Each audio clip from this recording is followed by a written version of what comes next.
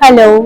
তো দেখতে দেখতে আজকে 19 তারিখ চলেই আসলো। আজকে আমাদের অনুষ্ঠানের দিন। তোমরা যারা আমাকে ফলো করো তারা জানো যে কয়েকদিন আগেই সন্দীপ রায়, সত্যজিৎ রায়ের বাড়িতে তার ছেলে সন্দীপ রায় আমাদের ম্যাগাজিনটা উদ্বোধন করে দিয়েছেন।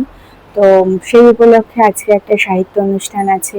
তোমরা জীবনানন্দ সভাঘরে বিকেল 5টায় যারা আগ্রহী তারা চলে এসো। এখানে কিন্তু কোনো টাকা পয়সার ব্যাপার নেই, ভেবো না আমি বিজনেস পারপাসে টিকিট বিক্রি করার জন্য বলছি। সবার জন্যই আজকের অনুষ্ঠান, এখানে কোনো টিকিটের ব্যাপার নেই। তোমরা যারা এই অনুষ্ঠান ভালোবাসো, সাহিত্য ভালোবাসো, তারা অবিলম্বে আজকে চলে এসো।